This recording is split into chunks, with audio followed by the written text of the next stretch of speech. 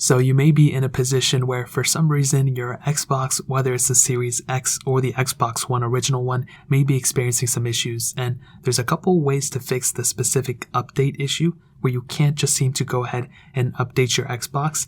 Now, the very first thing I'm going to tell you, there's two main different ways of going about fixing it. The first way is kind of doing a power cycle. The second way is pretty much noting of which specific error code you're having, and then from there, making sure that you have, the specific credentials and all that good stuff in order to actually update your Xbox. Now, the very first way typically is pretty much sometimes your Xbox may not have enough storage, sometimes the network may not be connected to properly, and if you're in this specific case, chances are your Xbox probably is either running out of storage or you're in a specific situation where your network isn't working properly. So what you want to do in this case is you want to go ahead and first of all, make sure you have enough space on your storage on your Xbox to actually perform an update. I would recommend having at least like a couple gigs saved. Most updates aren't super crazy big like that, but that's the very first thing I'd recommend doing is making sure you have enough storage saved on your device to actually kind of, encompass a full update. Now, if that doesn't end up, fixing anything, or if you're still experiencing the issues,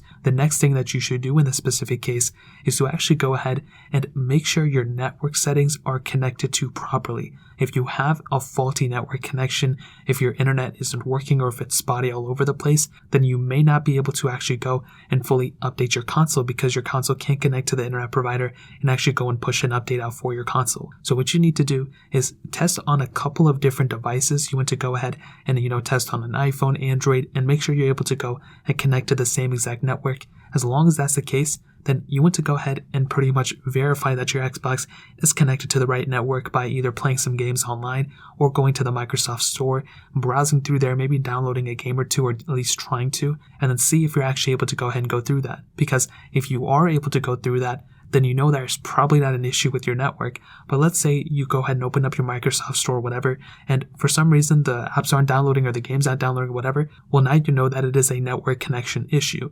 So most of the time it ends up being a network issue. Sometimes your service provider may be down. Sometimes your Xbox wasn't even connected properly. Whatever the case is, go ahead and verify that. You may have to go into your Xbox settings and kind of tinker some things around there too. But that's pretty much how you fix those specific situations. Is typically, a network issue or a storage issue. So that's the very first thing I'd recommend doing is verifying that you're connected to the right network and all that. Now, the second method, which in my opinion is something that may be, useful for a lot of people, is pretty much a power cycle or refreshing the power. Now, this kind of goes two different ways. One, if you're, running into some severe problems on your Xbox and you're realizing that nothing you do is ending up fixing it, then what you're going to have to actually do is pretty much, and this is what I've done for my PlayStation 4s as well whenever I experience this issue, is to fully take everything off from your Xbox. So disconnect everything completely, your, anything you have plugged in, whether that's like a webcam, a controller, whatever the case is, including the power outlets.